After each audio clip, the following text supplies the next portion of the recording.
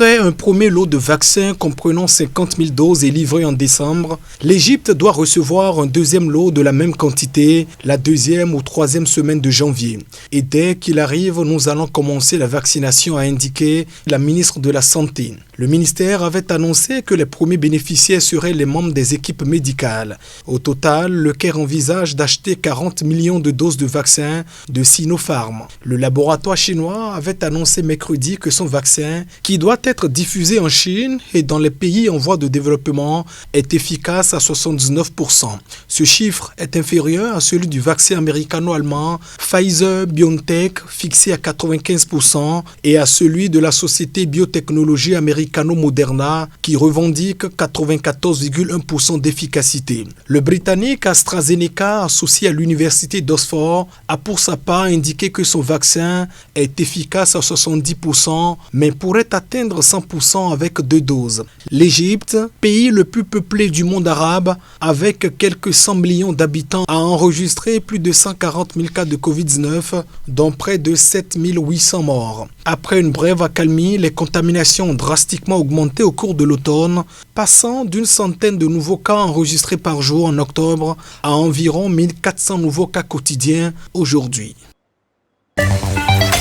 Une tête de cochon et du faux sang ont été retrouvés devant la maison de Nancy Pelosi à San Francisco le 2 janvier, selon des médias locaux. L'inscription $2000 barré a été également peinte à la bombe sur la porte de son garage, suivie des phrases « Annuler le loyer et nous voulons tout ». La section d'enquête spéciale de la police locale est en charge de l'affaire selon NBC News.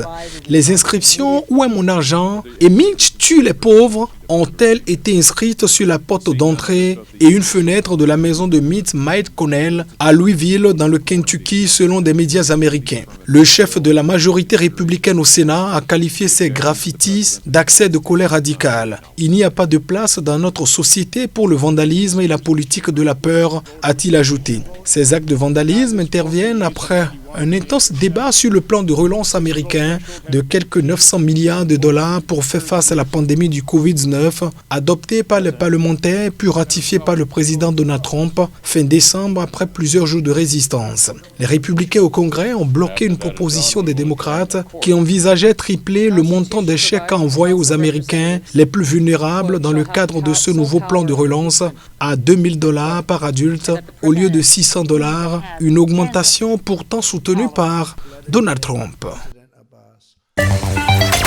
Walid Keshida, jeune internaute, est condamné malheureusement à 3 ans de prison ferme assortie d'une amende, a déclaré le coordonnateur du Comité national de libération des détenus, une association qui vient en aide aux prisonniers d'opinion en Algérie. L'heure est très grave au moment où on s'attendait à sa libération aujourd'hui, voire même à une relâche. Tout est allé de travers. Maintenant, on doit se mobiliser tous aux côtés des avocats au procès en appel, a ajouté le représentant du comité. Le parquet de Sétif, au nord-est du pays, avait requis 5 ans de prison contre le prévenu Keshida, 25 ans, accusé d'offense au président, au précepte de l'islam et d'outrage à corps constitué. Le militant, connu de la jeunesse de Sétif, est en détention provisoire depuis plus de 8 mois. Il lui est reproché d'avoir publié des mèmes, des images détournées de façon humoristique sur les réseaux sociaux touchant aux autorités, notamment au président Abdelmadjid Tebboune et à la religion. Ces illustrations virales, moquant de nombreux sujets, étaient diffusées sur le groupe Facebook Hirak même, dont Keshida était l'administrateur. Des élections législatives sont prévues courant 2021 en Algérie et le président Tebboune, en convalescence après avoir été soigné du coronavirus pendant 2 mois en Allemagne, a fait de l'élaboration de la nouvelle loi électorale en vue du 10 scrutin l'une de ses priorités. Selon le Conseil d'information sur le trafic routier OFV, les véhicules électriques ont eu une part de marché de 54,3% l'an dernier, contre 42,4% un an plus tôt. Les 4 modèles neufs les plus vendus dans le pays nordique, Audi e-tron, Tesla Model 3, Volkswagen ID3 et Nissan Leaf, étaient tous à propulsion électrique.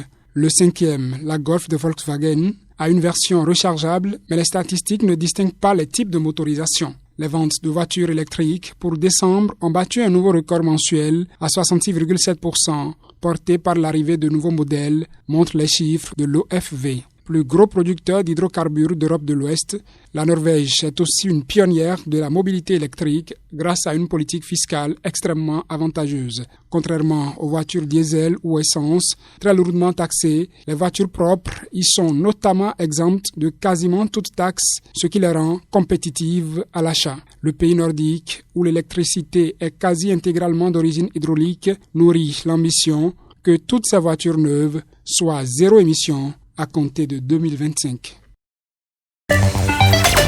Les faits se sont produits à Kenosha, ville du Wisconsin, aux États-Unis. Le 23 août, Jacob Blake, âgé de 29 ans, avait reçu plusieurs balles dans le dos sous les yeux de ses 3 fils alors qu'il tentait de prendre place dans une voiture. Blessé, il a perdu l'usage de ses jambes. La scène filmée par un témoin avait été mise en ligne et provoqué 3 nuits d'émeute à Kenosha. Mais selon les conclusions de l'enquête, aucune poursuite ne sera engagée contre les auteurs de cette bavure. Sur la base des faits et de la loi, nous avons décidé qu'aucun chef d'inculpation ne serait retenu contre les 3 agents impliqués dans le drame, a déclaré le procureur local Michael Gravley lors d'une conférence de presse.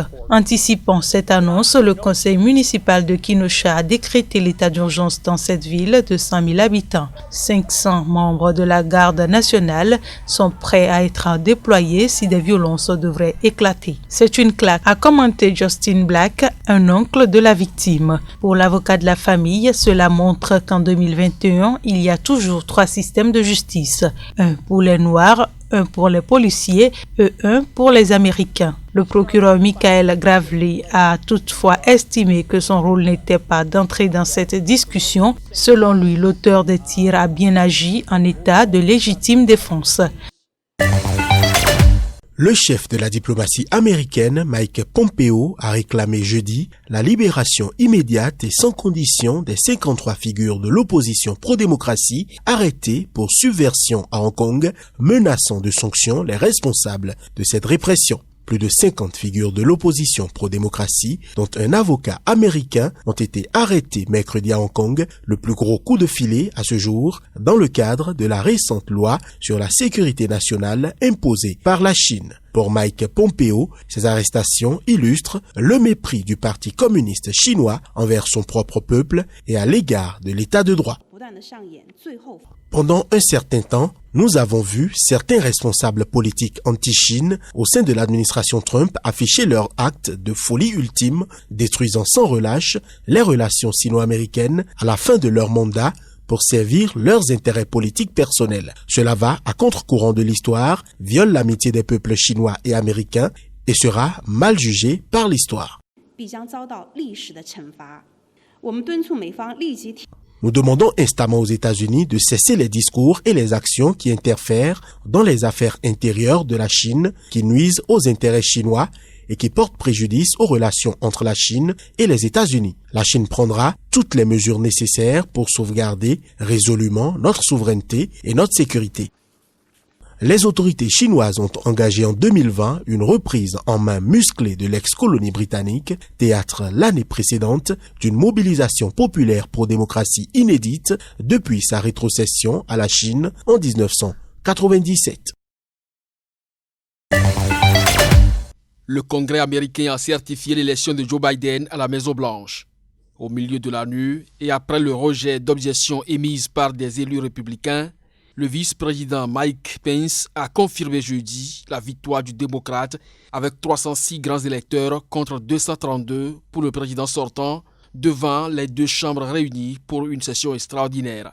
Censée être une simple formalité, cette certification a tourné à l'insurrection, presque à la sédition selon les termes de Joe Biden, quand une foule de supporters du président sortant a envahi le Capitole, interrompant les débats. Nous avons pris note que Joe Biden et Kamala Harris seront le président et la vice-présidente selon les bulletins de vote qui nous ont été remis. Depuis plus de 2 mois, Trump refuse d'accepter sa défaite et souffle sur les braises de la division en brandissant des théories du complot. Sa croisade a culminé mercredi avec la prise d'assaut sur le siège du pouvoir législatif. Un couvre-feu est entré en vigueur en fin d'après-midi dans la ville où l'état d'urgence sera prolongé durant 2 semaines. Les violents incidents sont intervenus au lendemain de 2 élections partielles en Géorgie remportées par les démocrates qui ont ainsi repris le contrôle du Sénat aux républicains. Alors que le Congrès était réuni mercredi pour certifier la victoire du démocrate Joe Biden, des partisans de Donald Trump ont investi le Capitole, temple de la démocratie américaine, interrompant la session. Ces pro-Trump ont répondu à l'appel de leur leader qui continuait d'avancer que la victoire leur a été volée. Des militaires de la garde nationale ont été alors envoyés à Washington pour rétablir le calme après plusieurs heures d'extrême tension. Un couvre-feu est entré en vigueur en fin d'après-midi dans la ville où l'état d'urgence aura été prolongé pour 2 semaines. Au milieu de la confusion, une femme a été mortellement blessée dans le Capitole dans un tir de la police de Washington. 3 autres personnes ont perdu la vie dans le secteur de la colline du Capitole, mais la police s'abstient pour l'instant de lier directement ces décès aux violences. Après une coupure de plusieurs heures, le Congrès a repris en soirée le processus de certification de la victoire du démocrate en rejetant au Sénat puis à la Chambre des représentants les objections d'élus républicains visant les résultats de la présidentielle dans l'État de l'Arizona.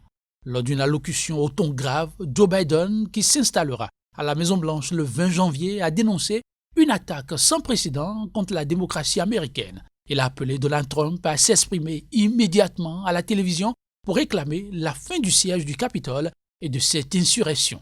En guise d'allocution solennelle, le président américain s'est contenté de quelques tweets et d'une brève vidéo dans laquelle il a demandé à ses partisans de se tenir à l'écart de la violence et de rentrer chez eux. L'ex-président républicain George Bush a dénoncé des scènes de chaos dignes d'une république bananienne. Pour Barack Obama, ces violences sont un moment de déshonneur et de honte pour l'Amérique. Certains élus républicains avaient mis des objections aux résultats de l'élection dans certains États, mais plusieurs d'entre eux ont indiqué, après les incidents violents, qu'ils ne s'associent plus à la démarche. Ces images ont suscité l'indignation à travers le monde.